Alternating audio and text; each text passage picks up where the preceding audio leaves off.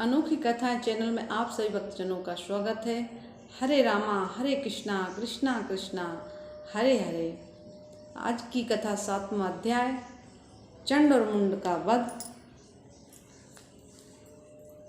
मैं मातंगी देवी का ध्यान करता हूँ।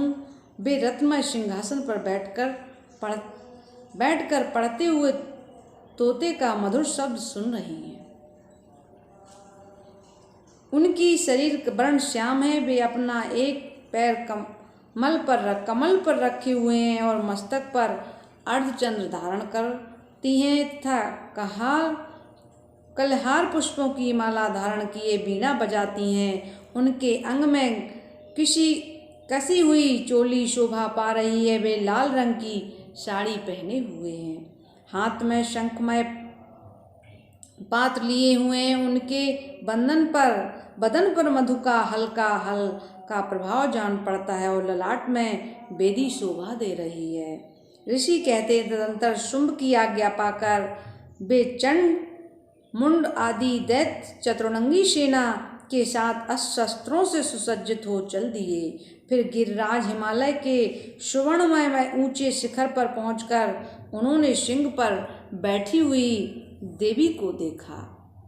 वे मंद मंद मुस्कुरा रही थीं। उन्हें देखकर दैत्य लोग तत्परता से पकड़ने का उद्योग करने लगे। किसी ने धनुष तान लिया, किसी ने तलवार संभाली और कुछ लोग देवी के पास आकर खड़े हो गए। तब अंबिका ने उन शत्रुओं के प्रति बड़ा क्रोध किया। उस समय क्रोध के कारण उनका मुख काला पड़ गया, ललाट में भौहें टेढ़ी हो गईं और वहां से तुरंत विकराल मुखी काली प्रकट हुई। जो तलवार और पाश लिए हुए थी वे विचित्र खड़क बांग धारण किए और चीते के चर्म की साड़ी पहने नरमुंडों की माला विभूषित थी। उनके शरीर का मांस सूख गया था, केवल हड्डियों का ढांचा था जिससे वे अत्यंत भयंकर जान पड़ती थी। उनका मुख बहुत विशाल था। जीभ लपलपाने के कारण वे और भी डरावनी प्रतीत होती थी।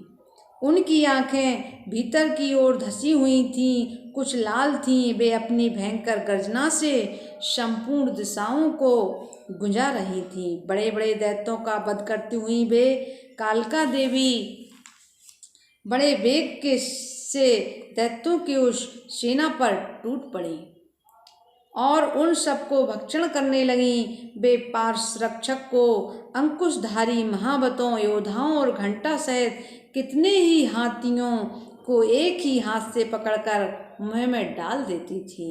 इसी प्रकार घोड़े, रथ और सारथी के साथ रथी सैनिकों को मुंह में डालकर वे उन्हें बड़े भयानक रूप से चबा डालती थी। किसी के बाल पकड़ लेती, किसी का गला दबा देती, किसी को पैरों से कुचल डालती और किसी को छाती के धक्के से गिराकर मार डालती थी। वे असुरों के छोड़े हुए बड़े बड़े अस्त्र शस्त्र मुंह से पकड़ लेती और रोष में भरकर उनको दांत से पीस डालती थी। काली ने बलवान एवं दुरात्मा दैत्यों को कि वहाँ सारी सेना रौंद डाली, खा डाली और कितनों को मार भगाया। कोई तलवार के घाट उतारे गए, कोई खड़ग बांग से पीटे गए। कितने ही असुर दांतों के अग्रभाग से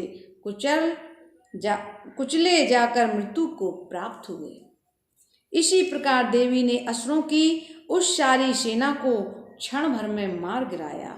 यह देख चंड और अत्यंत भयानक काली देवी की ओर दौड़ा तथा महादैत्य मुंड ने भी अत्यंत भयंकर बाणों की वर्षा से तथा हजारों बार चलाए हुए चक्रों से उन भयानक नेत्रों वाली देवी को आच्छादित कर दिया।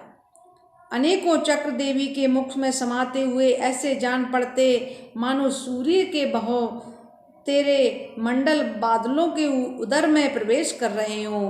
तब भयंकर गर्जना करने वाली काली ने अत्यंत रोष में भरकर विकट अट्टहास किया। उस समय उनके विकराल बदन के भीतर कठिनता से देखे जा सकने वाले दांतों की प्रभा से वे अत्यंत उज्जवल दिखाई देती थी। देवी ने बहुत बड़ी तलवार हाथ में ले हंग का उच्चारण करके चंड पर धावा किया और उसके केश पकड़कर उसी तलवार से उसका मस्तक काट डाला। चंड को मारा गया देखकर मुंड भी देवी की ओर दौड़ा। तब देवी ने रोष में भरकर उसे भी तलवार से घायल कर दिया। घायल करके धरती पर सुला दिया। पराक्रमी चंड और मुंड को मारा गया देख मरने से बची हुई बाकी सेना भय से व्याकुल हो गई, चारों ओर भाग गई। तदंतर काली ने चंड और मुंड का मस्तक हाथ में ले चंडिका के पास जाकर प्रचंड अट्टहास करते हुए कहा, देवी, मैंने चंड और मुंड नामक इन दोनों महापशुओं को तुम्हें भेंट किया। अब युद्ध यज्ञ में तुम शुंभ और निशुंभ का स्वयं ही वध करना। ऋषि कहते हैं, वहाँ लाए हुए उन चंड मुंड नामक महादैत्यों को देखकर कल्याणमयी चंडी ने काली से मधुर वाणी में कहा, देवी, तुम चंड और मुंड को लेकर मेरे पास आई हो, इसलिए संसार में चामुंडा के नाम से तुम्हारी ख्याति होगी। इस प्रकार श्री मार्कंडेय पुराण में सार्वणिक मनमंत्र की कथा के अंतर्गत देवी महात्म्य चंड मुंड वध नामक 7वां अध्याय पूरा हुआ। सभी भक्तों को जय श्री राधे कृष्णा।